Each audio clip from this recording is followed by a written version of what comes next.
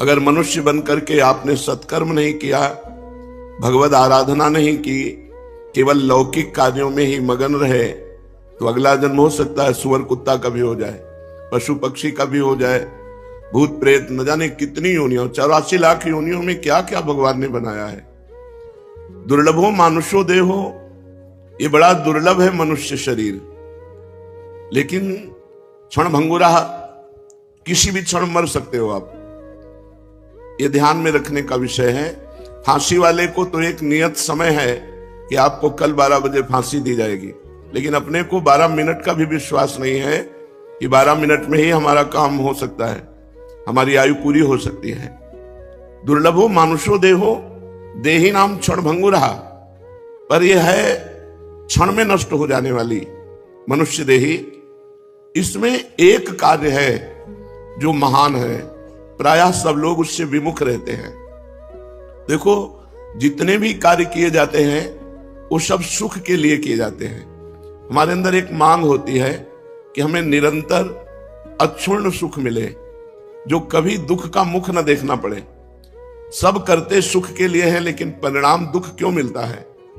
दुख कोई नहीं चाहता, ना चाहने पर भी दुख भोगना पड़ता है। ये दुख कहां से आ गया? हमारे कर्म परिणाम से।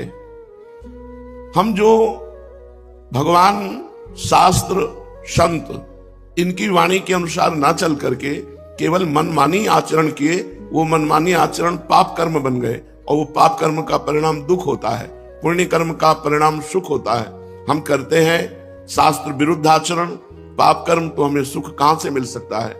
इसलिए मनुष्य देही में बहुत सावधान होकर हमको भगवद अर्थ कर्म करने चाहिए। भगवद अर्थ न शुभ ना शुभ। जो शुभ कर्म है पुण्य, वो सोने की जंजीर से बंधा हुआ व्यक्ति है, और जो अशुभ कर्म है वो पाप, वो लोहे की जंजीर से बंधा हुआ है। तो लोहे और सोने से बंधा हुआ तो है ही ना, मुक्त कहां हुआ? कर्म बंधन से मुक्त होने के लिए मानव देह मिला है। इसलिए सबको सावधान होकर के जो भी कर्म करे, शास्त्र सम्मत करे, दूसरों का उपकार करने की भावना से करे, और वो कर्म भगवान को समर्पित कर दे। जो कर्म भगवान को समर्पित कर दिया जाता है वो मंगलमय हो जाता है। जैसे अग्नि में चंदन डालो या विष्ठा, अग्नि अपना स्वरूप प्रदान कर देती है।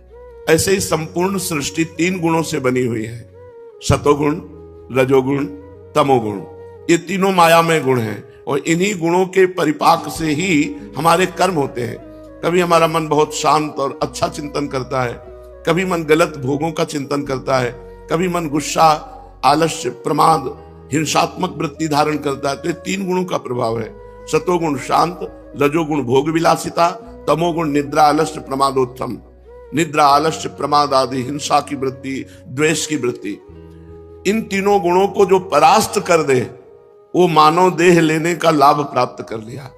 पर प्रायः हमारी बुद्धि इधर आती ही नहीं अध्यात्म की तरफ। हमारी बुद्धि में एक बात रहती है कि मैं पढ़ लिख करके पदाधिकारी बन गया, या जो भी सर्विस कर रहा हूं तो अपनी मेहनत से कमा खा रहा हूं, इसमें भगवान की क्या जरूरत है? जब मैं अपनी मेहनत से कमा रहा हूं तो इसमें भगवान के भजन की या प्रार्थना की, आराधना की जरूरत क्या है? बस यही समाधान करना है कि हम यहां आए हुए हैं, ये हमारा घर नहीं है। ना पहले हम मनुष्य थे, ना आगे मनुष्य बनेंगे। ये बीच में मनुष्य देह मिली है।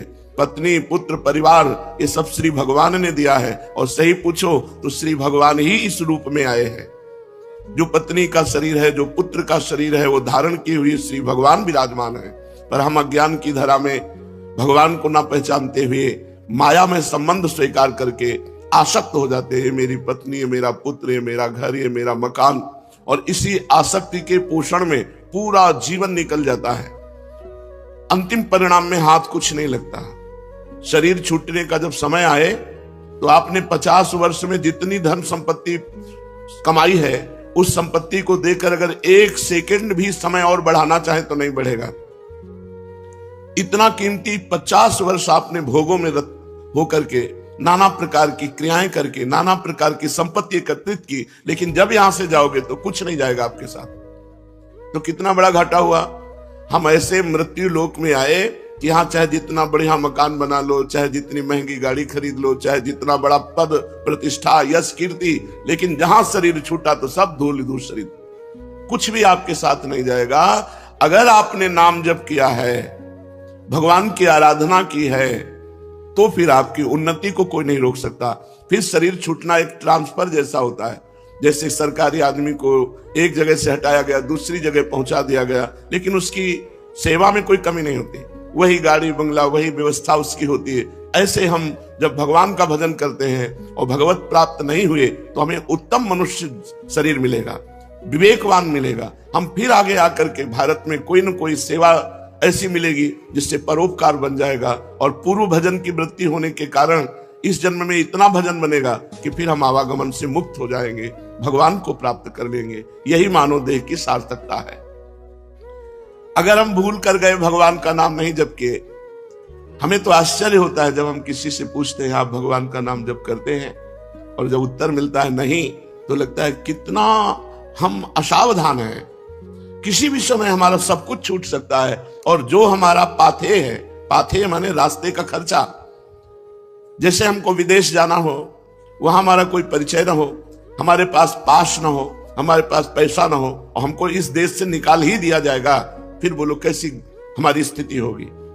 ऐसे ही मृत्यु लोक में आप एक निश्चित समय के लिए आए हो, 80 वर्ष, 100 वर्ष, 120 वर्ष, हद है बस, इसके आगे नहीं। आपको जाना ही पड़ेगा, और यह सत्य है कि एक सुई भी यहां से नहीं ले जा सकते, और यह सत्य है कि भगवान का नाम ही आपको यहां से जाने के बाद सुख प्रदान करेगा। यहां तो सुख प्रदान करेगा ही, यहां के जाने के बाद, अब जैसे आपको पता है कि हमने लाखों करोड़ों भगवान के नाम जप किए हैं, वो नाम आपको यमपुरी नहीं जाने देगा। वो आपको अगर भगवत प्राप्ति नहीं हुई तो दिव्य लोक, देवलोक है, सतलोक, तपलोक, महालोक, जनलोक, स्वर्गलोक, इन लोकों में हमको भेजा जाएगा, और दिव्य सुख सुविधाएं भोग कर पुनः मृत्यु लोक में बहुत उत्तम मनुष्य शरीर मिलेगा। इसलिए चूक मत करो, जैसे बने वैसे, जो भगवान का नाम आपको प्रिय हो, राम कृष्ण हरि राधा, जो नाम प्रिय हो उसको अधिक से अधिक जपो, क्योंकि मनुष्य जीवन की यही संपत्ति है। जिसने नाम जप नहीं किया सो परत्र दुख पावई, सिर धुनि धुनि पछताए, काल ही कर्म ईश्वर मिथ्या दोष लगाए। एकांतिक में बड़े धनी मानी पुरुष आए हुए थे, उन्होंने कहा मुझे कोई प्रश्न नहीं करना, लेकिन एक भय है मुझे कि मेरे पास बहुत ऐश्वर्य है, मैंने जीवन में जो चाहा भगवान ने दिया, लेकिन अब मुझे डर लग रहा है कि मेरी मृत्यु हो जाएगी तो मेरा सब कुछ छूट जाएगा। इस डर से कैसे बचे? मेरी प्रिय पत्नी छूट जाएगी, प्रिय पुत्र छूट जाएगा, मकान छूट जाएगा, पद छूट जाएगा। हमने भारतीय कई इनाम प्राप्त किए हैं, वो सरकारी ऑफिसर थे। बोले मुझे बहुत भय लगता है, रात दिन अब भय लगने लगा, क्योंकि मैं वृद्ध हूं, तो मेरी अब आगे की जो गति है वो मृत्यु है। मुझे मृत्यु से डर लग रहा है, मृत्यु से इसलिए कि सब कुछ छूट जाएगा। इसका आपके पास कोई उत्तर है? तो हम का जीवन भर इसी उत्तर को ढूंढते हुए रहे हैं। बाबा जी बचपन से बने 13 वर्ष की अवस्था से इसी उत्तर को खोजते रहे कि अपना कोई जब नहीं है तो अपना है कौन। तो इसका पता चला श्री भगवान, और श्री भगवान की जो शरण में हो गया वो निर्भय, निश्चिंत, निशोक, निर्विकार, ये स्थिति आती है। कोई भय नहीं, कैसी भी परिस्थिति हो, भगवान के भक्त के हृदय में कभी भय नहीं होता। कैसी भी परिस्थिति हो, भगवान की आराधना करने वाले को कभी शोक नहीं होता। कैसी भी परिस्थिति आ जाए कभी चिंता नहीं होती, क्योंकि पता है मेरे भगवान हैं। श्री सीताराम दास जी महाराज बड़े सिद्ध महापुरुष हैं, वो कह रहे हैं नाम भगवान का परम तीर्थ है। यदि आप राधा राधा, कृष्ण कृष्ण, राम राम, हरि हरि ऐसा रट रहे हो तो आप किसी भी तीर्थ नहीं गए, तो आपको जाने की भी जरूरत नहीं। गंगा, यमुना, प्रयागराज, काशी, गोदावरी, जितने भी तीर्थ अपने भारत में हैं, उन सब तीर्थों को जो पवित्रता प्राप्त हुई है, पापी पुरुष के पाप का नाश करके पवित्र करने की, वो श्री भगवान से प्राप्त हुई है। और श्री भगवान के नाम में इतनी पवित्रता विराजमान है जो तीर्थों में भी नहीं है। इसलिए सीताराम दास जी महाराज कह रहे हैं नाम ही परम शुद्धि, सत्य शुद्धि करम नामो, नाम ज्ञान प्रदम स्मृतम, मुमुक्षूणाम मुक्ति प्रदम, कामिनाम सर्व कामनम। अगर आपको अपने पापों का नाश करके परम पवित्र सुखमय जीवन व्यतीत करना है तो किसी तीर्थ जाओ या ना जाओ, आप घर बैठे कुछ मिनट भगवान का नाम जप कर लो। देखो, जब हम शरीर छूटेगा और यमदूत हमको ले जाएंगे, यमराज के सामने पहुंचेंगे, ये पक्का है। आदमी भूला हुआ, वो सोच रहा मुझे जाना नहीं है। नहीं, रहे न रावण सम अभिमानी, हिरणाकश्यप सब वरदानी। यहां बड़े बड़े तपस्वी, योगी, यति सबको मरना पड़ा है, मरना ही पड़ेगा। इसका नाम मृत्यु लोक है। ये काल का कसाई वाला है, सब काटे जाओगे। हाँ, काटने का कुछ अलग अलग विधान, किसी का दिल फेल हो गया, किसी की किडनी फेल हो गई, किसी का एक्सीडेंट हो गया, किसी को कुछ हो गया, ये निमित्त बनता है, लेकिन जाना यहां से सबको है। अगर यमराज के खाते में आपके 100 नाम भी हैं कि आपने 100 नाम जप किए हैं, 108 नाम जप किए, इतने से ही काम हो जाएगा। एक नाम की कीमत पूरा त्रिभुवन नहीं है, तो आपने जब 100 नाम जप किए हैं तो आपका मंगल हो जाएगा। इसीलिए हम प्रार्थना करते हैं कि 24 घंटे में 24 मिनट भगवान को दे दीजिए। 24 घंटे में यद्यपि जीवन तो केवल भगवान के लिए आपको प्राप्त हुआ है, पर पूरा जीवन भगवान को ना दे पाए, ये हमारी दुर्भाग्य है। तो हमें 24 घंटे में 24 मिनट तो देना चाहिए। प्रातःकालीन ब्रह्म मुहूर्त में उठ करके अपनी दिनचर्या करके, स्नान करके, शांत एकांत में बैठकर कम से कम 24 मिनट भगवान का सुमिरन कर लीजिए। किसी भी तीर्थ जाने की जरूरत नहीं है। हर तीर्थ में जो तीर्थत्व है वो भगवान के नाम में विराजमान है। नाम ही पुण्यप्रद क्षेत्र है। आप नाम जप कर रहे हो तो आपको काशी, कांची, अवंतिकापुरी, द्वारावती, माया कहीं भी जाने की जरूरत नहीं है। सारे पुण्य क्षेत्र आपको फल प्रदान करेंगे घर बैठे, यदि आप नाम जप कर रहे हैं। नाम ही परम देव है। जो नाम है वही श्याम है, जो श्याम है वही नाम है। जय नाम तेई कृष्ण। जो नाम जप रहे हैं बोले कृष्ण कृष्ण कृष्ण, तो साक्षात भगवान कृष्ण कृष्ण नाम रूप से आपकी जिह्वा में विराजमान है। इसलिए नाम ही परम देव है, नाम ही परम तपस्या है।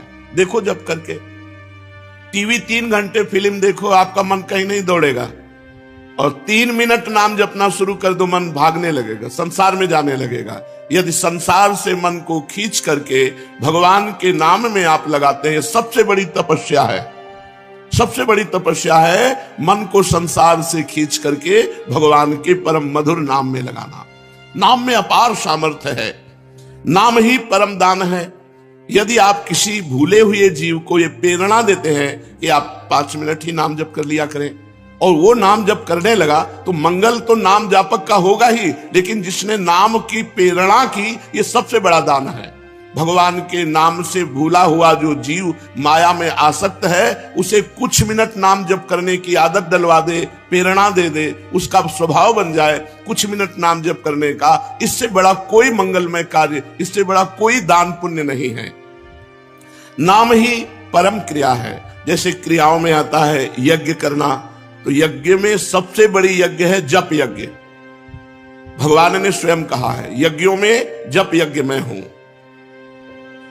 अगर जप यज्ञ आप बैठकर नहीं कर सकते, तो इसमें तो बड़ी मंगलमयी छूट है। आप अपवित्र हो या पवित्र, अपवित्र पवित्रो वा सर्वावस्थांगतो पिवः यह स्मरेत पुंडरीकाक्षम सवायाभ्यांतरा शुचि।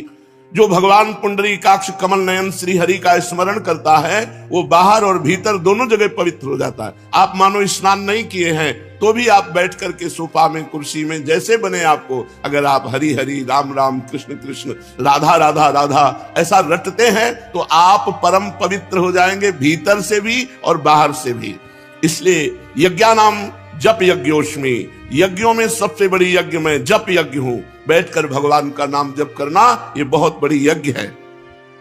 परम धर्म, छोटे छोटे धर्म है। एक भाई का भाई के प्रति क्या धर्म है, पति का पत्नी के प्रति क्या धर्म है, पत्नी का पति के प्रति क्या धर्म है, बेटे का पिता के प्रति क्या धर्म है, पिता का पुत्र के प्रति क्या धर्म है। इस तरह से लोक धर्म बहुत छोटे छोटे हैं।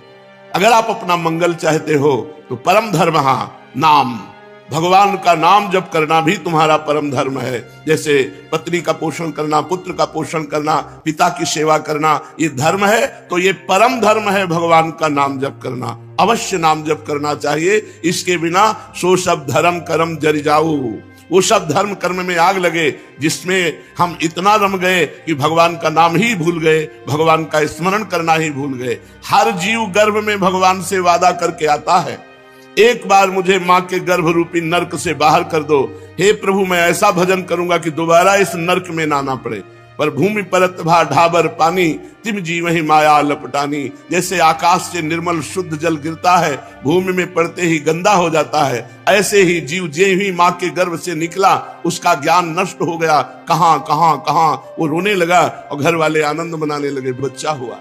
हम फिर भूल गए, जैसे जैसे सयाने होते गए माया के संबंधों को सत्य मानते, ये मेरी माँ, ये मेरे पिता, ये अमुक अमुक अमुक अमुक, और भूल गए कि हम आए थे भगवान का भजन करने के लिए। इसलिए परम धर्म है भगवान का नाम जप करना, परम धन है नाम। कबीरा सब जग निर्धना, धनवंता नहीं कोई, धनवंता सोई जानिए, जाके राम नाम धन होए। जब आप यहां से शरीर छोड़ेंगे एक सिक्का आपके साथ नहीं जाएगा, केवल भगवान का नाम आपके साथ जाएगा। इसलिए नाम ही परम अर्थ है, परम धन है। नाम ही भक्त का सुहृद है। सुहृद माने बहुत प्यार करने वाला। प्रहलाद जी से उनके मित्र पूछते हैं कि प्रहलाद जी आपकी आयु तो 5 वर्ष की है, कौन सी शक्ति आप में है कि त्रिभुवनपति हिरण्यकश्यप आपको आग में जलाता है, विष पिलाता है, सर्पों से डसवाता है, हाथी से कुचलाता है, पर्वतों से नीचे दबाता है, समुद्र में डुबाता है, लेकिन आपका बाल बांका भी नहीं होता, ऐसा क्यों? तो उन्होंने कहा मैं हरि नाम जपता हूं, हरिनाम के प्रभाव से मुझे भगवान गोद में लिए रहते हैं। तो ये दैत्यराज जितना विघ्न डालता है, मेरा हरिनाम में उतना विश्वास और होता है। सबसे बड़ा भक्त का प्रिय सुहृद है भगवान का नाम। जहां कोई तुम्हें नहीं बचा सकता वहां भगवान बचा सकते हैं। बड़े बड़े अंग रक्षक रख लो, बुद्धि खराब हो गई तो अंग रक्षक ही तुम्हें सूट कर देगा, लेकिन भगवान का नाम, नाम पाहरू दिवस निशी, ध्यान तुम्हार कपाट। यदि भगवान का नाम आप स्मरण कर रहे हैं और वो आपकी रक्षा कर रहा है तो सुदर्शन चक्र आपकी रक्षा कर रहा है, कभी कहीं कोई बाल बांका नहीं कर सकता। भगवान का नाम भक्त का परम सुहृद है, मित्र है, और इस संसार के दुखों से मोक्ष केवल भगवान का नाम दिला सकता है। आज कलयुग है, कलयुग में कोई अन्य साधनाएं पुष्ट नहीं हो सकती। कलयुग केवल नाम आधारा, सुमिर सुमिर नर उतर ही पारा। केवल भगवान का नाम, इसमें पैसा नहीं लगता भाई। इसमें पैसा देना हो तो परेशानी हो कि भाई ये धनी लोग ही ले सकते हैं नाम। नाम में पैसा दिखा, केवल तुम्हें समय देना, वो भी अगर बैठकर नहीं दे सकते तो चलते फिरते, उठते बैठते, खाते पीते, कार्य करते आप भगवान के नाम का स्मरण कर सकते हैं। अरे प्रीतम, तुम डर क्यों रहे हो? तुम केवल मेरा नाम लो। देखो, तुम्हें किसी से नहीं डरना, मैं वो हूं। मेरे डर से अग्नि प्रज्वलित होती है, मेरे डर से सूर्य तपता है, मेरे डर से देवराज इंद्र अपना कार्य करते हैं, वायु देवता अपना कार्य करते हैं, मृत्यु देवता अपना कार्य करते हैं। मेरे भक्त को कोई भयभीत नहीं कर सकता, श्री भगवान के वचन। इसलिए किसी की ताकत नहीं कि मेरे भक्त का मंगल कर सके। तुम व्यर्था चिंता मत करो, ऐ देहधारी, केवल तू मेरा नाम जप कर और फिर देख तेरे में कितनी दिव्य शक्ति आ जाती है। कुछ मत सोच, निर्भय रहे, केवल मन लगे या ना लगे जिह्वा से नाम ले, राधा राधा राधा, मन लगे ना लगे। कुछ लोगों का प्रश्न रहता है कि यदि मन ना लगे, हमारा मन भजन में नहीं लगता और फिर हम भजन करते हैं तो क्या लाभ मिलेगा? तो मन लगे ना लगे, जब भोजन पाओगे तो तुम्हारा पेट भर जाएगा कि नहीं भर जाएगा? मन लगे ना लगे, रास्ता चलोगे तो लक्ष्य प्राप्त हो जाएगा कि नहीं हो जाएगा? ऐसे ही मन लगे ना लगे, आप राधा राधा बोलोगे, आपको भगवत प्राप्ति निश्चित हो जाएगी, आपके दुखों का नाश हो जाएगा। अरे प्रीतम, तुझे भगवान कितना प्यार करते हैं तुझे पता नहीं। सच्ची मानिए, भगवान ने सबको फ्री वायु दी है, फ्री आकाश अवकाश दिया है, पृथ्वी में वास दिया है, मानव देह दिया है, जल दिया है। किसका टैक्स है? किसकी फीस लेते हैं भगवान? लेकिन आप भगवान का स्मरण नहीं करेंगे तो दुर्गति को प्राप्त हो जाएंगे। अरे प्रीतम, तेरी आकांक्षा पूर्ण करने के लिए मैं समर्थ हूं। तू जो चाहेगा मैं तुझे दूंगा, पर तू मेरा नाम जप कर। भगवान कितना प्यार करते हैं, जो हमको जिस बात को हम भूले हुए हैं उस बात को समझा रहे हैं। मैं सदैव तेरे पास रहता हूं, तू जानता नहीं है। कोई ऐसा नहीं जिसके पास भगवान ना हो, क्योंकि सर्वत्र भगवान है। तो जहां मैं हूं वहां भगवान है, सबके भगवान है तो मेरे भी भगवान है, सब समय में भगवान है तो जिस समय में जहां हूं उस समय भी भगवान है, सबके भीतर है, हमारे भी भीतर है। हम कभी एक क्षण भी भगवान से अलग नहीं रहते, पर हम भगवान का चिंतन नहीं करते, इसलिए अनुभव नहीं होता। तूने कामिनी की चाह की स्त्री की तो मैं तेरी स्त्री बनकर तेरे पास बैठ गया। पक्की बात, पक्की बात।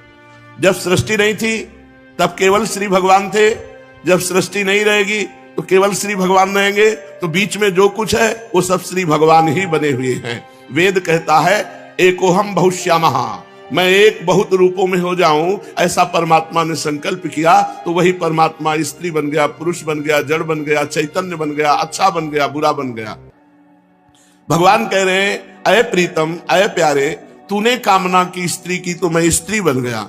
जो जो तू कामना करता है मैं वही पदार्थ बन जाता हूं, वही व्यक्ति बन जाता हूं, वही वस्तु बन जाता हूं। इसलिए तुझे कह रहा हूं कब तक तू कामना करता रहेगा मेरे को भूल करके, इसलिए मेरा स्मरण कर और कामनाओं का त्याग कर, तो मैं तेरे समीप ही हूं, तुझे ऐसा अनुभव हो जाएगा। जिस देह से तू ममता करता है, इस ढांचे से, पांच भौतिक शरीर से, तू देह नहीं है। चाहे जो कोई कितना विद्वान हो, बुद्धिमान हो, कोई 50 वर्ष से शरीर में रह रहा है, कोई 40 वर्ष से रह रहा है, कोई 30 वर्ष से रह रहा है। पूछो तुम अपने को जानते हो?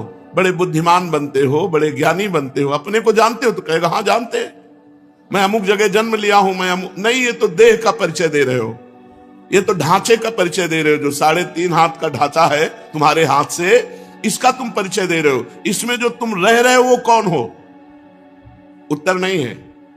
तुम कौन हो? तो अपना नाम बता देगा, मेरा अमुक नाम। नहीं, ये देह का संबोधन है। मैं अमुक रूप रंग का हूं, ये देह का संबोधन है। तुम कौन हो? अब चुप हो जाएगा। बस यही बात जान ले तो परमात्मा प्राप्ति हो जाए।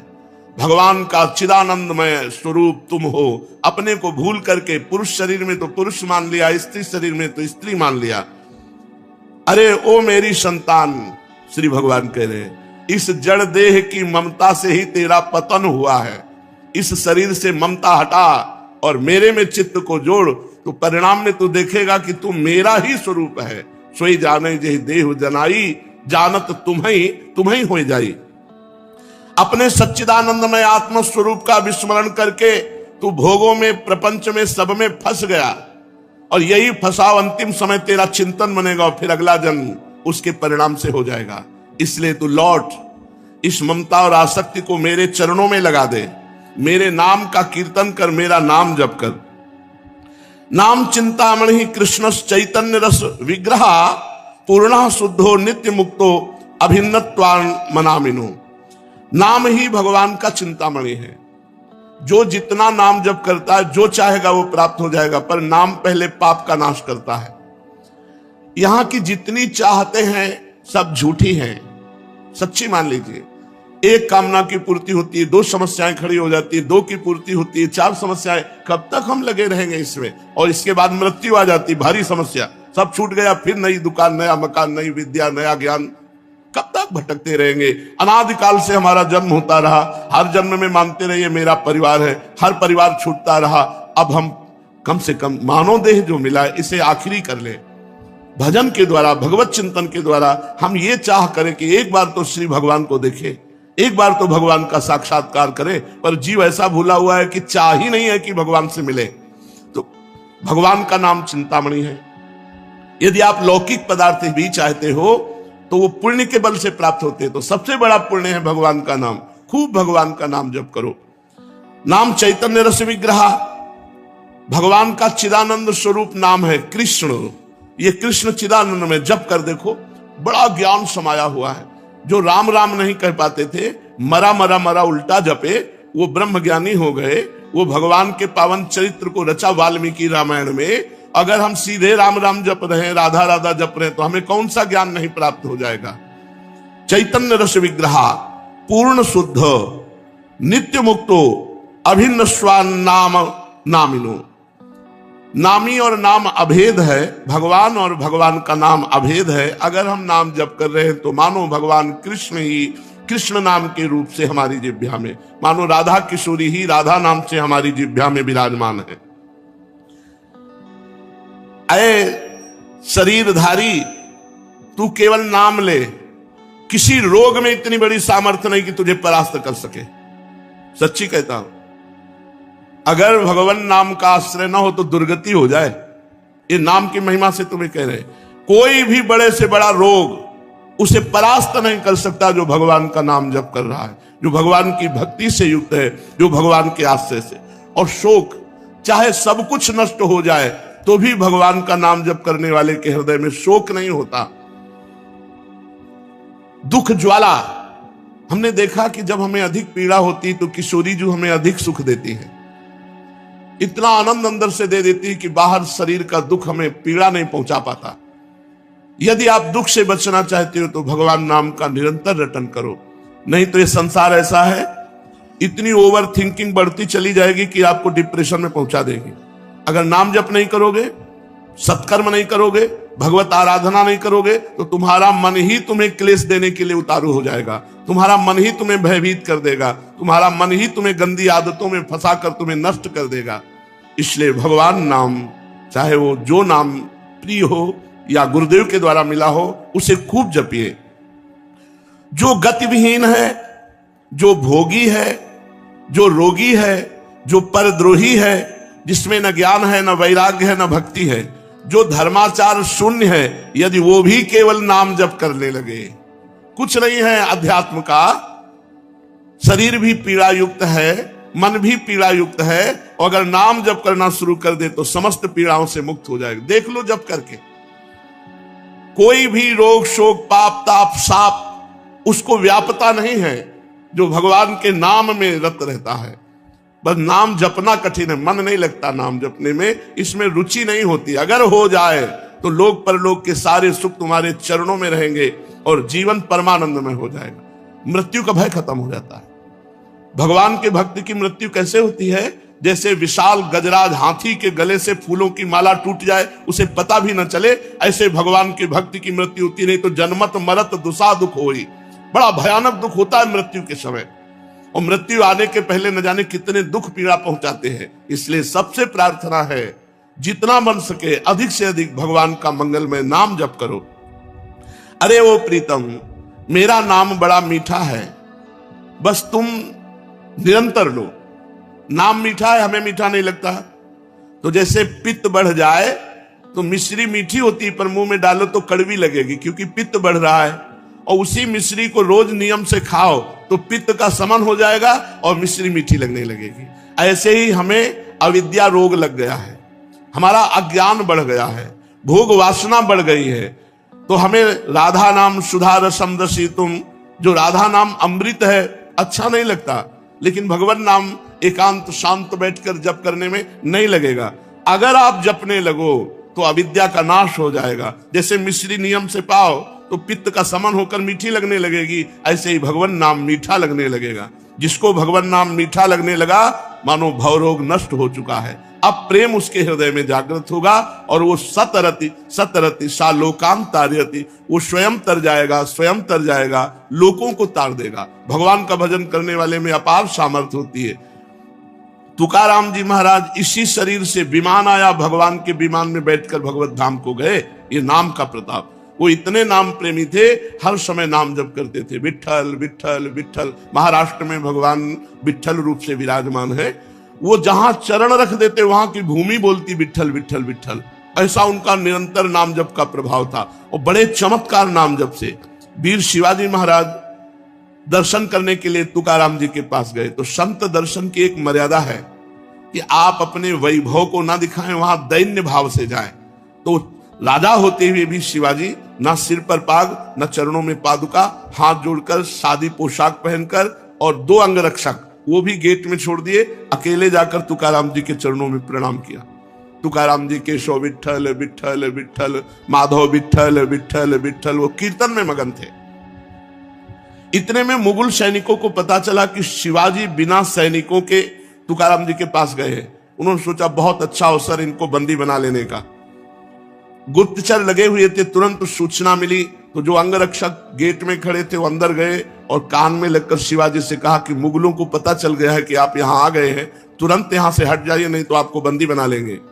शिवाजी ने कहा आप बाहर जाओ। तुकाराम जी की तरफ देखा, उनका विठ्ठल विठ्ठल विठ्ठल, बैठे रहो और वो भगवान नाम कीर्तन कर रहे। देखो नाम कीर्तन का अमोघ प्रभाव।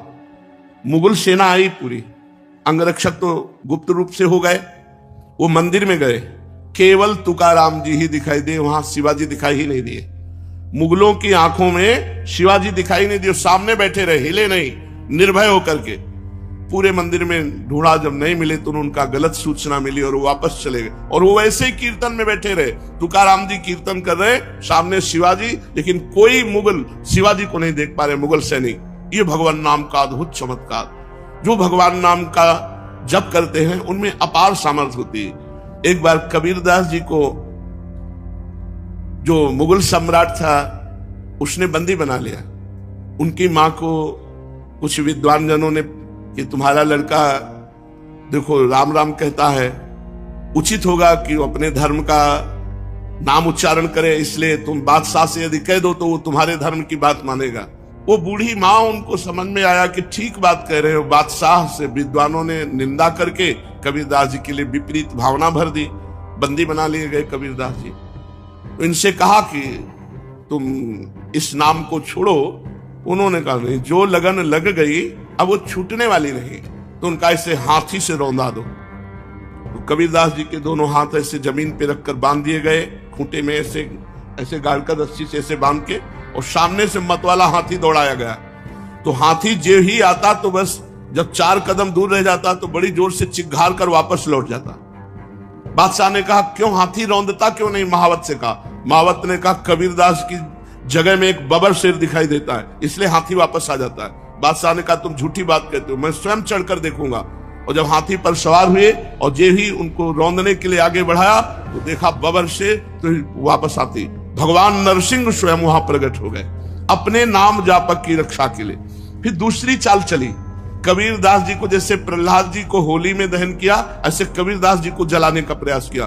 पूरा लकड़ियों का ढेर लगा दिया, बीच में कबीरदास जी को विराजमान कर दिया और आग लगा दी। राम राम राम राम राम, एक भी रोमा नहीं झुलसा, पूरी लकड़ियां भस्म हो गई कबीरदास जी की। ये कथा हमको पुष्टता प्रदान करती है कि हमें किसी भी दुख में, किसी भी संकट में कोई भी माया के काम क्रोध लोभ फंसा ना सके। हम भगवान का नाम जप करें, नाम में अपार सामर्थ्य है।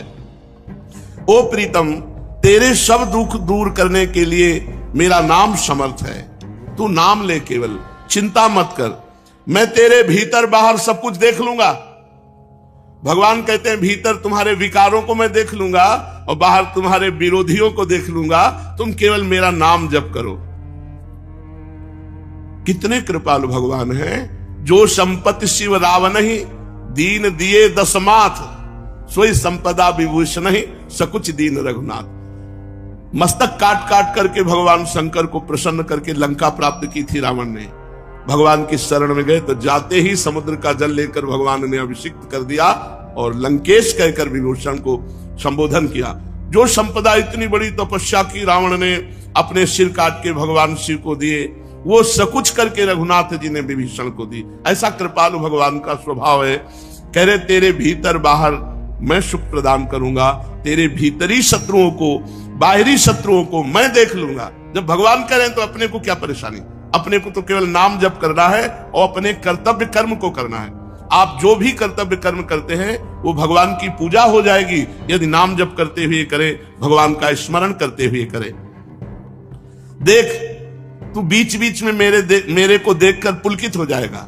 जब नाम जापक खूब नाम जप करता है तो उसे भगवान के दर्शन होने लगते हैं। वो जिधर देखता है उसे भगवान श्याम सुंदर मुस्कुराते हुए नजर आते। ये कथा नहीं है, ये जीवन है। आप अपने जीवन को भगवान को समर्पित कीजिए और नाम जप कीजिए, देखिए आपको भगवान का दर्शन होता है कि नहीं। भगवान यही है, भगवान सब में है, भगवान सब रूपों में है, भगवान सब समय में है। बस केवल आप नाम जप कीजिए, फिर आप देख लेंगे। मेरे सरस स्पर्श से अनुक्षण तू पुलकित रहेगा। तेरी आंखें जगत को नहीं देख पाएंगी, मेरे को देखेंगी। इसलिए आनंदमय मैं तुझसे सत्य कह रहा हूं, तू केवल मेरा नाम जप कर। अरे अपने को तू भूल गया है, तू मेरा बच्चा है। भगवान कह रहे तू मेरा अंश है। ममई वांशो जीव लोके जीव भूता सनातना, मना कष्टानेन्द्रियाणि प्रकृति स्थानि कर्षति। मन और 5 ज्ञानेंद्रियों के चक्कर में फंस करके तू अपने को भूल गया।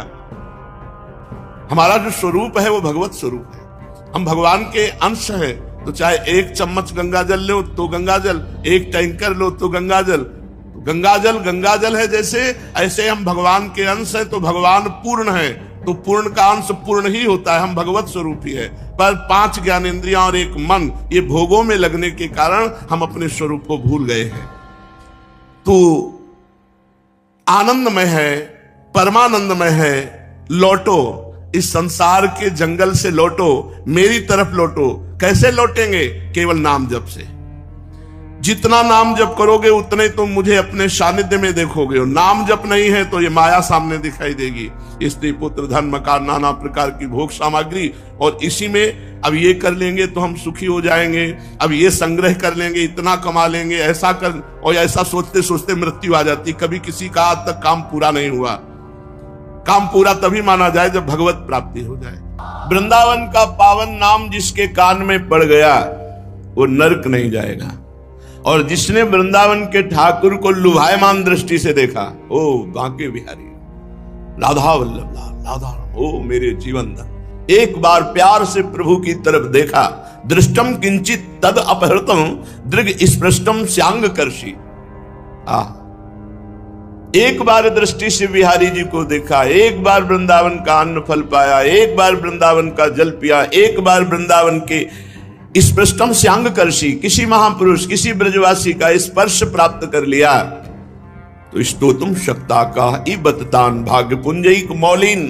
बड़े बड़े महान भाग्यशाली उसकी स्तुति करते हैं जो ऐसा लाभ प्राप्त कर लेता है। बड़े बड़े देवता उसको नमस्कार करते हैं जिसको ये लाभ प्राप्त होता है। अब आप विचार करो, आप वृंदावन वासी जो अखंड वास कर रहे हैं, उनके सौभाग्य का कौन वर्णन करे। अगर इस पर भी आपको प्रियालाल की कृपा नहीं दिखाई देती तो केवल बुद्धि भ्रष्ट है और कोई बात नहीं। बुद्धि अपने स्थान से गिर चुकी है, इसलिए आपको कृपा का अनुभव नहीं होता। नहीं, प्रतिपल कृपा ही कृपा हमारे ऊपर बरस रही है। ऐ मूढ़, अभी सावधान हो जाने तो मृत्यु तेरा सर्वनाश कर देगी। तेरे पास कुछ नहीं रहेगा। कुछ कमा ले, यहां कमाने आया है, अपनी श्वासें गंवाने नहीं आया। अरे मूढ़ा, प्रापेंद्रिय मविकलम किम्नु निगमैर निगूढ़ाम। तू इंद्रियों को प्राप्त करके भोगों के लिए विकल हो रहा, जो तेरा पतन है। तू अपनी इंद्रियों को संयम में ला और भगवत आराधना में लग। वेदों में भी जो गुप्त है रसो वैसा, वो रस यहां प्रकट खेल रहा है ब्रजभूमि वृंदावन में। इसलिए तू अपने चरणों से यात्रा कर ब्रजभूमि की, और गिरिराज जी की परिक्रमा लगा, बरसाने की परिक्रमा लगा, वृंदावन की परिक्रमा लगा। पादो यात्रा व्यग्रव कुरुत वदनम नाम भीरतम। और यहां आकर के निरंतर नाम जप कर, कोई भी किसी की निंदा दोष दर्शन अपराध मत कर। कथा पीयूष शाब्दो श्रुतमपि, कानों से खूब भगवत चर्चा सुन। मनोध्यान निरतम, मन को ध्यान में लगाओ। जो प्रगट में प्रभु के श्री अर्चा विग्रह अवतार विराजमान है, इनका ध्यान करो। जैसे हरिवंश महाप्रभु आदेश करते हैं, श्री राधा वल्लभ लाल को हृदय ध्यान मुख नाम। हृदय में उनका रूप और मुख में नाम। चरणों से परिक्रमा लगा रहे, हाथों से यहाँ सेवा कर रहे, खूब नाम चिंतन, नाम कीर्तन, निहाल हो जाओगे। अरे मूढ़ा, कुछ तेरे साथ नहीं जाने वाला। यहां एकमात्र सच्चिदानंद भगवान का नाम रूप लीला धाम का जो अवगाहन किया, वही तेरे साथ जाएगा। चलते हैं श्रीमद् भागवत महापुराण, जिसमें हमारे प्राणाराध्य प्राणप्रिय लाडले जीवन धन श्री लालजू महाराज का पावन चरित्र, जो गायन और श्रवण मात्र से भगवत प्राप्ति कराता है। जो चित्त लगाकर श्रवण करता है, उसके चित्त के समस्त मलों का नाश होकर चित्त चोर के पास चित्त पहुंच जाता है। प्रभु का वो प्रेमी हो जाता है भगवत चर्चा सुनने वाला। प्रसंग चल रहा है श्री महाभागवत परम तपस्वी भगवान के विशेष कृपा पात्र वसुदेव जी, जिनको पिता बनने का सौभाग्य प्राप्त हुआ, नंद ग्रह से योग माया रूपी कन्या को लेकर के कंस के कारागार के समीप आते हैं। सब बेसुध पड़े हुए, जीव ही अंदर प्रवेश हुए, दरवाजा बंद, ताला लॉक हो गया, पहरेदार जग गए। कन्या को देवकी जी की गोद में पधराया। गोद में पधराते ही कन्या रो पड़ी। नवजात शिशु की रोने की ध्वनि सुनकर पहरेदार चौंक गए। लड़खड़ाते हुए भागते हुए भोजराज कंस के पास गए और कहा, देवकी को 8वीं संतान हुई है। बस इसी बात का इंतजार कंस कर रहा था, क्योंकि आकाशवाणी ने कहा था, देवकी की 8वीं संतान तेरी मृत्यु का, तेरे सर्वनाश का कारण बनेगी। कंस बड़ी आकुलता और घबराहट के साथ द्वारपालों की बात सुनते ही कूद पड़ा, सूतिका गृह की ओर झपटा। मेरे काल का जन्म हुआ है, भयभीत होता जा रहा है, विकल होता जा रहा है। बाल बिखर गए, कई बार लड़खड़ा कर रास्ते में गिरा। बंदी गृह में पहुंचने पर देवकी जी ने देखा, ये राक्षस आ रहा है जो हमारे हर बच्चे का काल हुआ है। कहने को तो ये भाई है, पर ये राक्षस है। अपने मन के क्रोध को दबाकर हाथ जोड़कर कहा, भैया मेरे तुम बड़े हितैषी हो। जब बचपन में हमने कोई बात कही तो आपने तुरंत उसकी पूर्ति की है। मेरा क्या अपराध हो गया जो आप मुझे दुख पर दुख देते जा रहे हैं? हथकड़ी बेड़ियों से जकड़ दिया, मेरे लाडले पुत्रों को मार दिया। आकाशवाणी ने कहा था कि पुत्र होगा, देखो ये कन्या है, अभी तो बच्ची है, तुम्हें नहीं मारना चाहिए। भैया दैववश तुमने बहुत से अग्नि के समान तेजस्वी बालक मेरे मार डाले, केवल कन्या बची है। मैं तुमसे भिक्षा मांगती हूं कि ये कन्या को मत मारो। मैं बहुत दीन हूं, तुम मेरे प्यारे समर्थ भाई और मुझे बहुत प्यार करते हो। मैं मंदभागिनी हूं माना, पर ये आखिरी संतान तो मुझे दे दो। कन्या को अपनी छाती से लगाकर देवकी जी ऐसी विनय कर रही कंस से, पर उस क्रूर कर्मा दुष्ट हृदय कंस के हृदय में कोई भी परिवर्तन नहीं। कन्या का ऐसे पैर पकड़ा और जबरदस्ती इसे छीन लिया और एक चट्टान पर प्रहार किया। पैर पकड़कर कन्या का स्वार्थ ने अंधा कर दिया था, परंतु कन्या कोई साधारण कन्या नहीं, महाशक्ति है। हाथ से एकदम छूटी और आकाश में जाके छा गई। बड़े बड़े दिव्य आयुध लिए हुए, अष्टभुजा, दिव्यमाला, चंदन, मणिमय आभूषण, धनुष, त्रिशूल, बाण, ढाल, तलवार, शंख, चक्र, गदा, 8 आयुध, सिद्ध, चारण, गंधर्व, अप्सरा, किन्नर, नागगण, ये सब महादेवी की स्तुति कर रहे हैं। उस समय मुस्कुराते हुए महादेवी ने कहा, किम मया हतया मंद जाता खलु तवांत कृति यत्र क्वा वा पूर्व शत्रुर्वा हिंसी कृपणान था। ऐ दुष्ट, तू मुझे क्या मार सकता है? तेरे पूर्व जन्म का शत्रु तुझे मारने के लिए पैदा हो चुका है। तू निर्दोष बालकों की हत्या करता है। और एक क्षण में देवी अंतर ध्यान हो गई। कंस देवी की बात सुनकर आश्चर्य में पड़ गया। 8वां पुत्र होना था, कन्या हुई, और ये देवी कह रही तेरे मारने वाला कहीं पैदा होगा। और आकाशवाणी ने कहा था मेरे मारने वाला देवकी के गर्भ से पैदा होगा। बुद्धि काम नहीं कर रही। फिर तो मैंने अपने बहन वही देवकी वसुदेव जी को व्यर्थ में कष्ट दिया। जब मारने वाला कहीं और पैदा हो गया तो वसुदेव जी के सामने घुटने पे हो गया, हथकड़ी बेड़ी सब कटवा दी और कहा, बहनोई जी, बहन, मैं बड़ा पापी हूं। मैं अपने स्वार्थ में अंधा होकर आपके बच्चों को मार डाला। मुझे बहुत खेद है। मैं इतना दुष्ट हूं कि करुणा का तो मेरे में लेश ही नहीं है। मैं कैसे बताऊं कि मैं कैसा कठोर हृदय का हूं। ये कभी कभी दुष्ट आत्मा भी धर्मात्मा का नाटक करने लगते हैं। ये नाटक कर रहा है, कोई दया नहीं, कोई शुद्धि बुद्धि की नहीं हुई, ये केवल नाटक कर रहा है। मैं दुष्ट हूं, मैं पापी हूं, मैं कठोर हूं, मुझे भले नरक जाना पड़े, पर तुम मुझे क्षमा कर दो। पर मुझे यह समझ में नहीं आता कि विधाता कैसे झूठ बोलता है। आकाशवाणी ने कहा था देवकी की गर्भ में पैदा होगा मेरे मारने वाला, वो तो पैदा हो गया, गोकुल पहुंच गया। मुझे विश्वास नहीं हो रहा कि सत्य है क्या। तुम दोनों महात्मा हो, मुझे क्षमा करो, तुम्हें मैंने पुत्र शोक दिया, ऐसा मानो कि तुम्हारे ही कर्म का फल था। बड़ा ज्ञान बघार रहा है। कौन कहूं कि सुख दुख कर दाता, निज कृत कर्म भोग सुन रहा। तुम्हारे ही कर्मों का फल था जो तुम्हारे पुत्रों को मारने के लिए मुझे निमित्त बनाया गया। देखो वसुदेव जी, मिट्टी के बने हुए पदार्थ जो बनते हैं वो बिगड़ते भी हैं। हाँ, शरीर बनता बिगड़ता है और जीवात्मा तो अजर अमर है। कितना सुंदर ज्ञान बघा रहा है कंस। ऐसे ज्यादातर ज्ञान सबके है, पर उसका प्रयोग। वसुदेव जी, जो लोग तत्व ज्ञानी नहीं है ना, वो शरीर को आत्मा मान बैठते हैं और शरीर के सुख दुख को अपना सुख दुख मान लेते हैं। शरीर का आना जाना, जन्म मृत्यु अपना मान लेते हैं। जो तत्व ज्ञानी नहीं, ये तत्व ज्ञानी है। बड़ा ज्ञान है लोगों में, उपदेश करने में बहुत कुशल लोग मिलेंगे, लेकिन अपने मन को चेला बना ले ऐसा कोई बिरला योगी होगा। जो अपने मन को उपदेश दे करके सही रास्ते पे चलावे, वही उपदेष्टा, वही गुरु।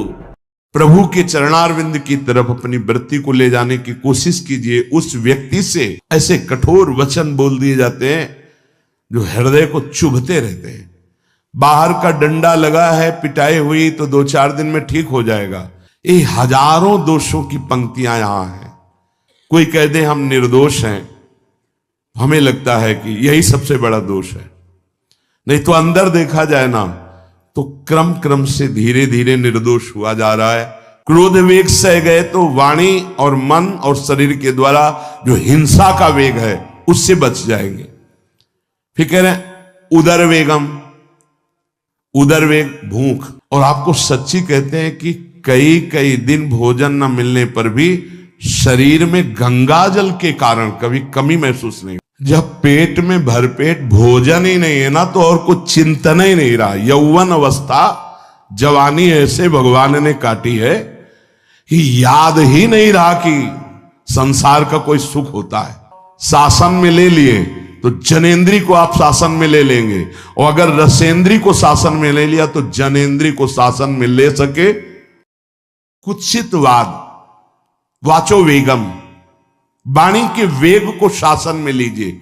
और मनशाह, मनोवेगम, मन का वेग आता है। ये देखूं, ये भोगूं, आदि आदि संकल्प विकल्प, इसके वेग को सह जाओ। कुछ नहीं बोलना, सहने का मतलब होता है कुछ नहीं बोलना। मन कह रहा मुझे ऐसा करना है, मुझे ऐसा करना है, मुझे ऐसा, कुछ नहीं बोलना। कुछ भी उसकी जलन जो हो रही है किसी से नहीं कहना, शांत गंभीर, खत्म। पर उपासक क्या करता है? जो कच्चा उपासक है, नहीं नहीं अब मेरे मन में आ रही, मेरे मन में जलन हो रही, मुझे ऐसा करना है, मुझे ऐसा नहीं। शांत, ना बोलना है जो मन में आ रहा है, ना उसकी जलन पर ध्यान देना है। अपने मंत्र नाम उपासना कर्तव्य में लगे रहो, शांत हो जाएगा। इसके शांत करने की युक्ति है, इसे मतलब मत रखो। जैसे एक पागल आदमी रोड में खड़े तुम्हारे ऊपर कंकड़ फेंके, थूके, गाली दे, तो अपने लोग क्षमा भाव से कि वो पागल है, ऐसे मन भी पागल है, इसके निर्णय पे ना हो। ये क्षण क्षण में बदल, इसको भजन से मतलब नहीं है, इसको क्षण क्षण में नवीन नवीन प्रपंच चाहिए। ये मनशा वेगम, मनोवेगम, इसका स्वरूप यही है, यही बंधन और मोक्ष का कारण है। ये क्षण क्षण में प्रपंच चाहता है।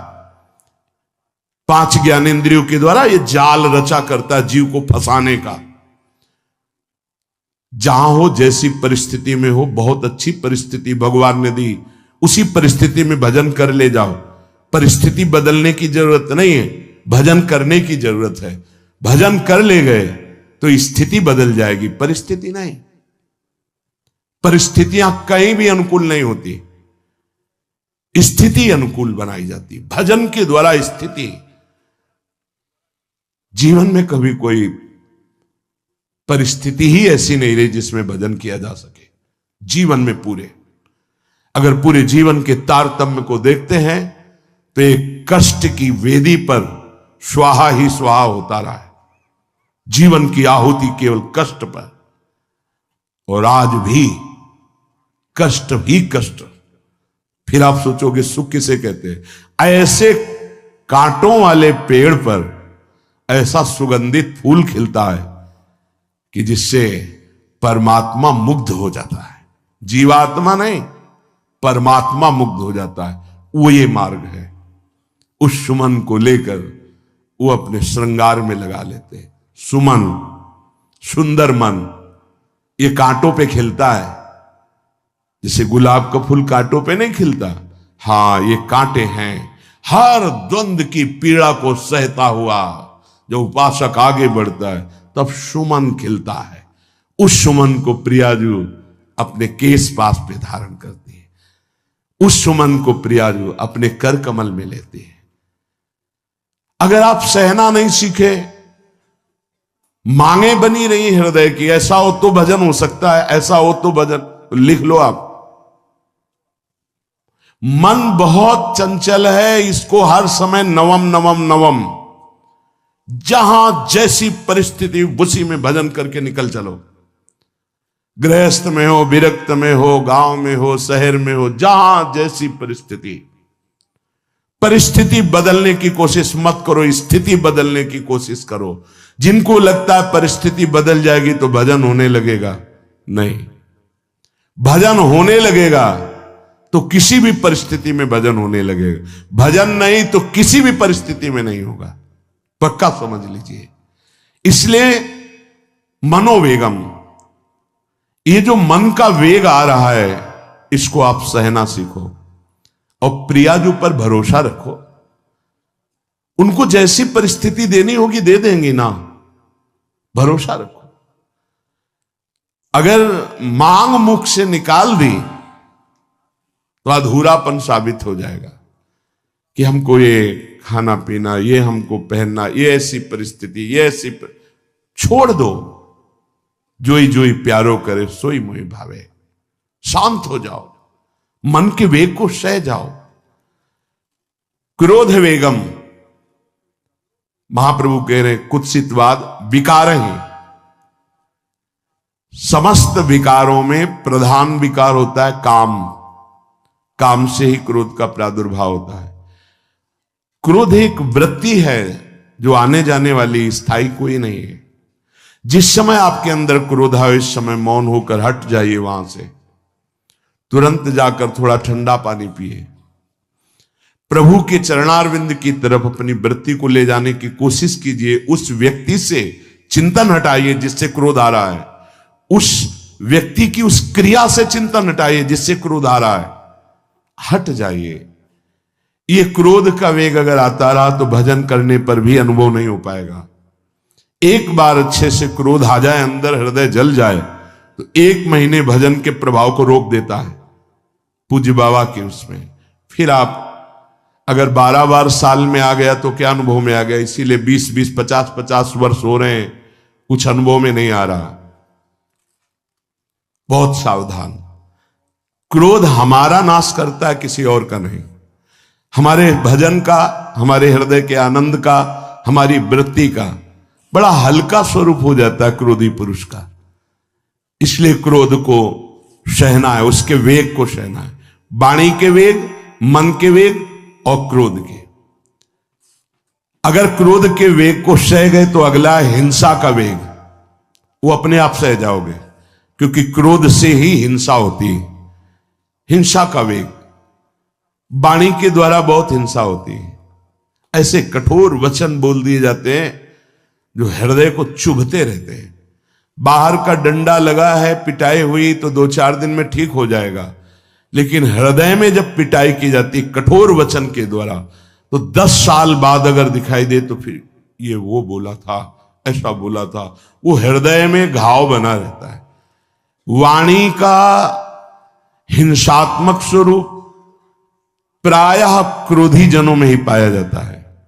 अगर क्रोध वेग को सह गए तो वाणी के द्वारा हिंसा नहीं होगी, और मन के द्वारा मलिन हृदय में हिंसा का भाव होता है कि चलो हम वैष्णव में मारेंगे तो नहीं, पीटेंगे तो नहीं आपको, लेकिन भगवान तुम्हारा नाश करेंगे, भगवान बहुत जल्दी, ऐसा भाव मन में, ये भी हिंसा है। शरीर के द्वारा तो ना वाणी के द्वारा, ना मन के द्वारा, ना शरीर के द्वारा। क्यों? उसके हृदय में भगवान बैठे हैं, हमको उनको रिझाना है, हमें निर्दोष होकर भगवत प्राप्ति करनी है। ये हजारों दोषों की पंक्तियां यहां हैं। कोई कह दे हम निर्दोष हैं, हमें लगता है कि यही सबसे बड़ा दोष है। नहीं तो अंदर देखा जाए ना तो क्रम क्रम से धीरे धीरे निर्दोष हुआ जा रहा है प्रभु की कृपा से। कोई जन्म से निर्दोष नहीं होता, वो तो अवतार होते हैं भगवान के। एक पद में था, शरण जिसको ले ली हृदय से लगा, और विषय पंख से धीरे धीरे, क्रमशः विषय पंख से धीरे धीरे उसको हटाया। हित जो महाराज जी के लिए आए, हमारे हृदय को धीरे धीरे निर्विषय किया जा रहा है। और सहत सहत बाढ़े भगत ग्रहतन गुरु हितगार, इन दोनों का मिलान कर धीरे धीरे सहाते सहाते हमें निर्विषय किया जा रहा है। आचार्य चरण इष्ट देव गुरुदेव कर रहे, हमको राजी रहना है।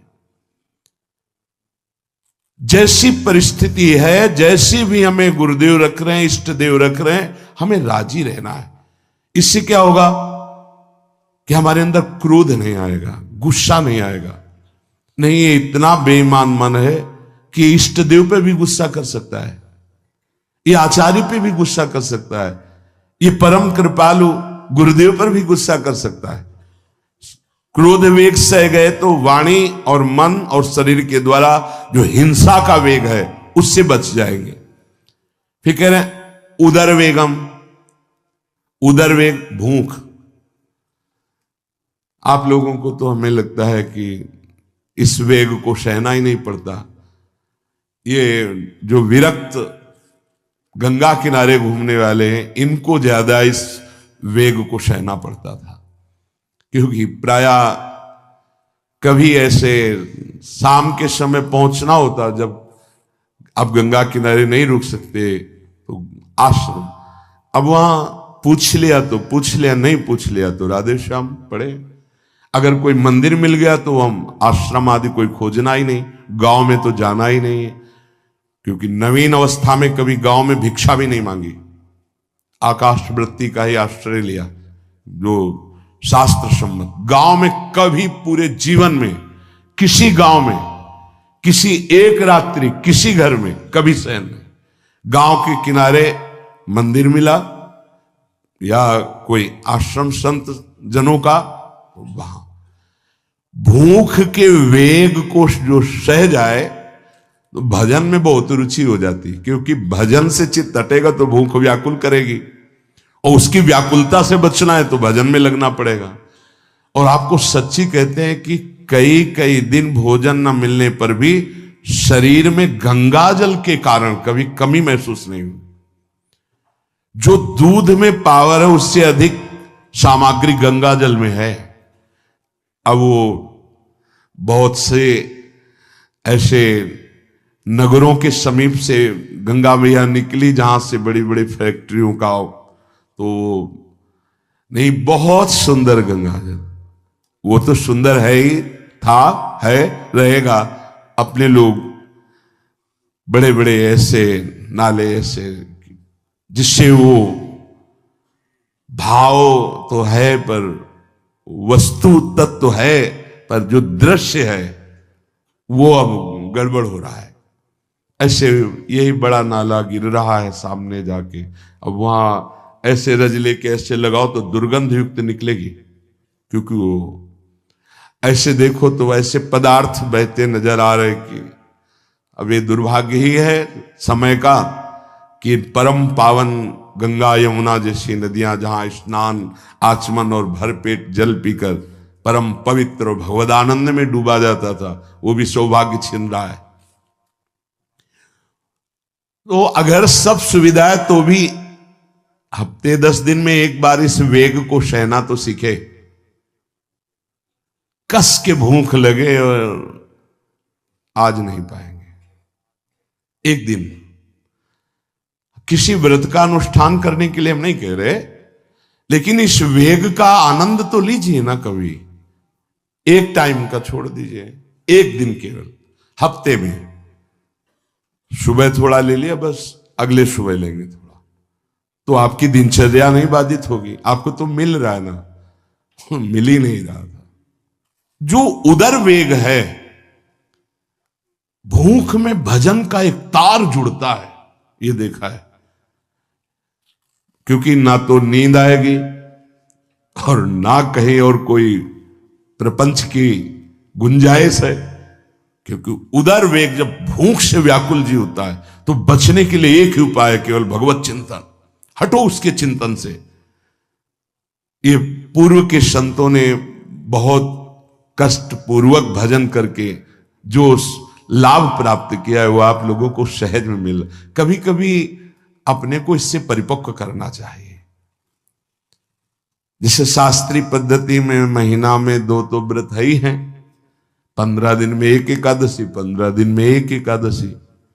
वो इसीलिए रखा गया है सार्वजनिक रूप से कि वो संयम को ना कर पाए तो 15 दिन में एक दिन संयम पूर्वक पवित्र भजन। अपने लोग जानबूझकर हफ्ते में एक टाइम छोड़ दें या एक दिन कभी ऐसे, तो उदर वेग को सहते हुए भजन। उदर वेग देख लो, उदर वेग को सहने के लिए तो अगला जो बात कह रहे हैं वो अपने आप सह जाओगे। जैसे क्रोध वेग को सह गए तो हिंसा वेग पर आप शासन कर लेंगे, ऐसे उदर वेग को सह गए तो उपस्थ वेग को सह जाएंगे। उपस्थ वेग कहते हैं जनेंद्री के कामोपभोग को। जब पेट में भरपेट भोजन ही नहीं है ना तो और कुछ चिंतन ही नहीं रहा। यौवन अवस्था जवानी ऐसे भगवान ने काटी है कि याद ही नहीं रहा कि संसार का कोई सुख होता है। वह एक लक्ष्य ब्रह्माकार वृत्ति कैसे कैसे तत्वबोध हो, बस कठिन से कठिन जहां वैराग्य की भूमिका वहां कूद जाना, उसी में स्थिति में आने की कोशिश करना, देह राग का त्याग करना, ये युद्ध चल रहा था। बड़ी कृपा है। उपस्थ वेग, इसका जनेंद्री का वेग आता है। जो स्कूल में आदतें जिनकी गंदी हो गई बच्चों की, फिर आगे वो संयम में, उनको बहुत बाधा है। कई ऐसी क्रियाओं से वो जानकारियां रख लेते हैं कि जो अपना सर्वनाश करने के लिए पर्याप्त है। उपस्थ का जब वेग आए तो सहने की सामर्थ्य उसी की आएगी जो उदर वेग को सह जाता है। पक्का।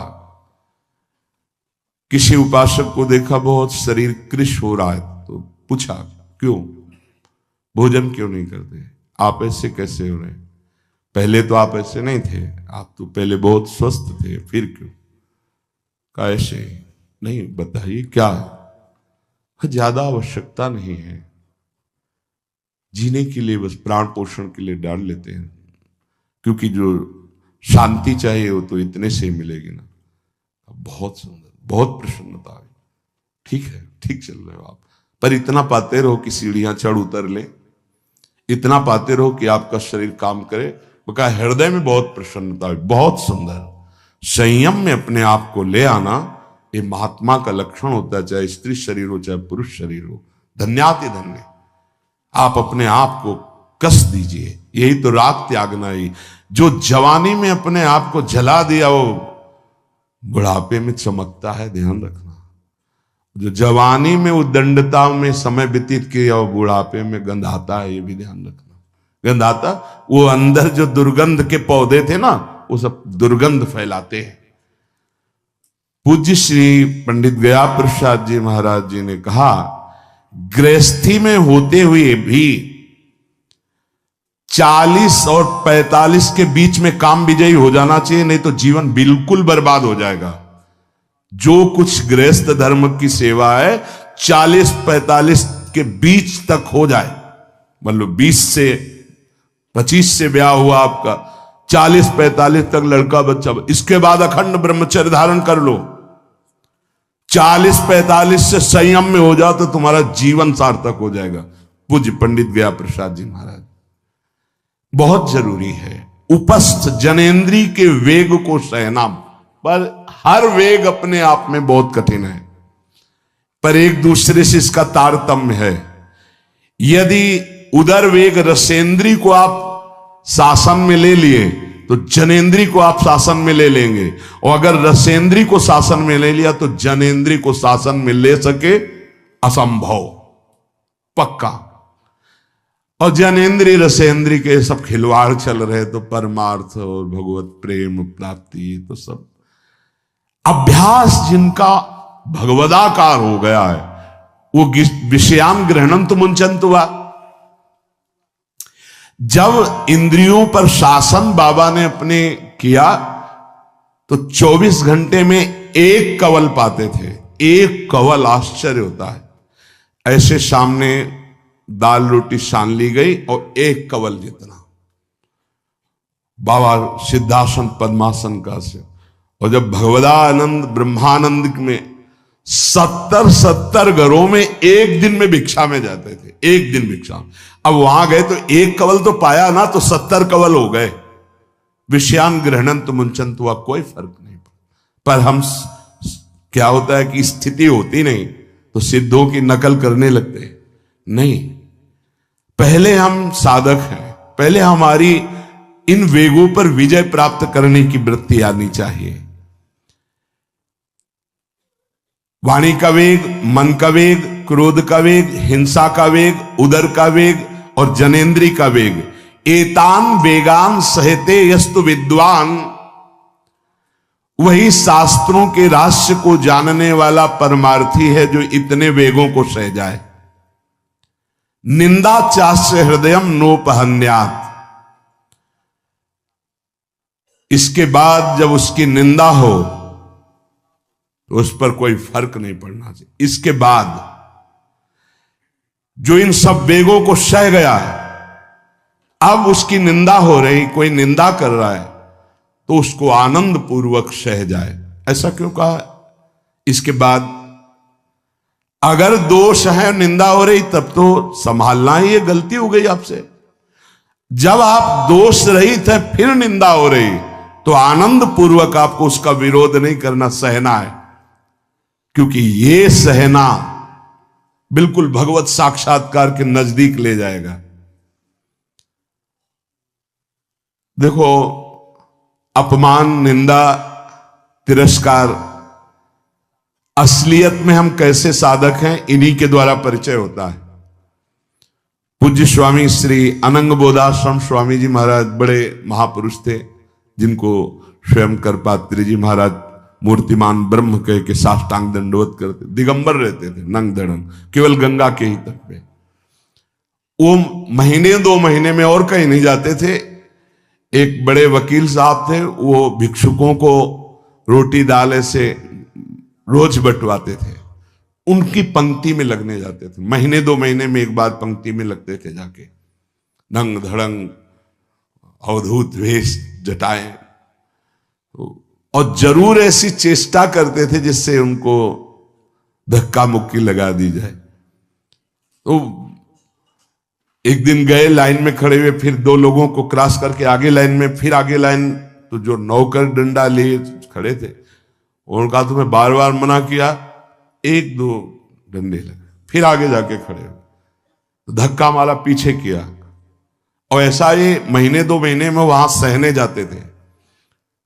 अचानक उस दिन वकील निकले, उन्होंने देखा, अरे स्वामी अनंग बोधास, बस पता है तुम्हें कौन? साष्टांग दंड। उस दिन से जाना बंद कर दिया।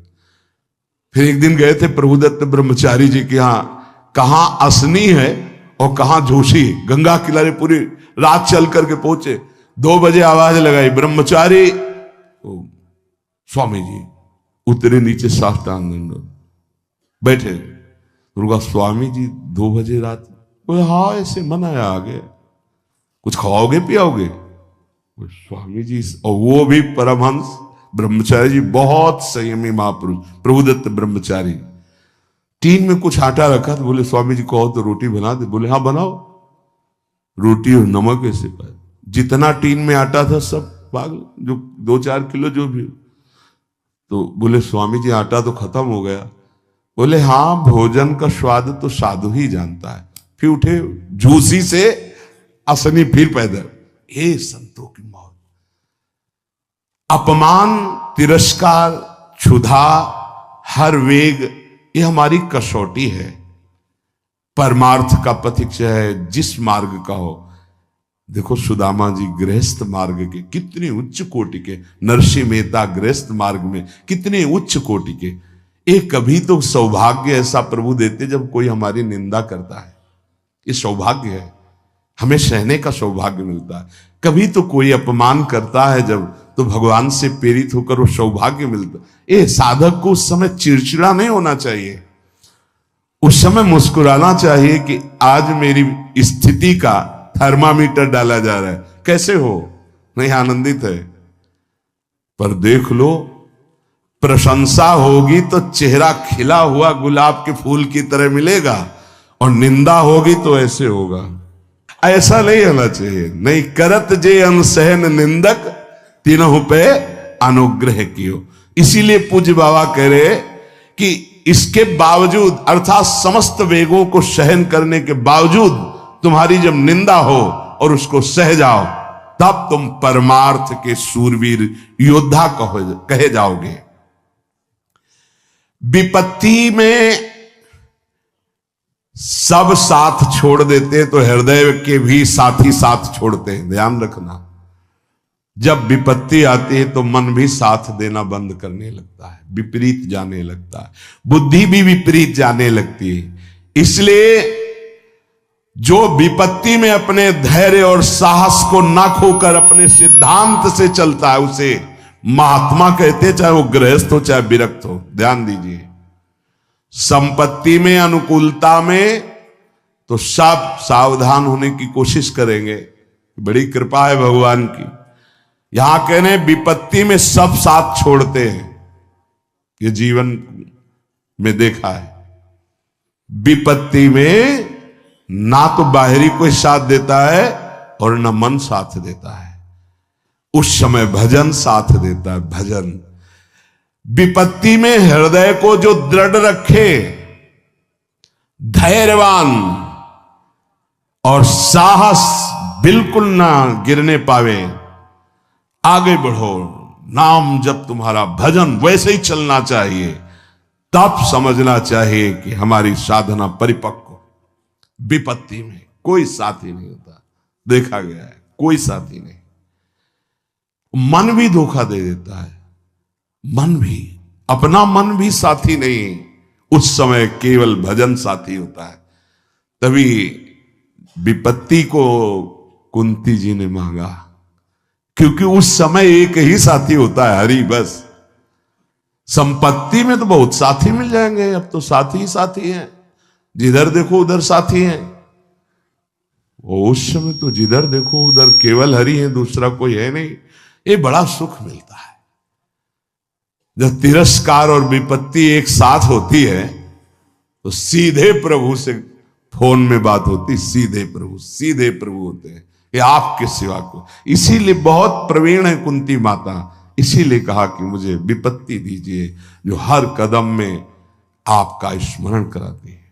अच्छा, प्रभु जब कृपा करते हैं तो ऐसी विपत्ति देते हैं कि अंतिम श्वास तक वो बनी ही रहती है, अंतिम श्वास तक बनी रहती है।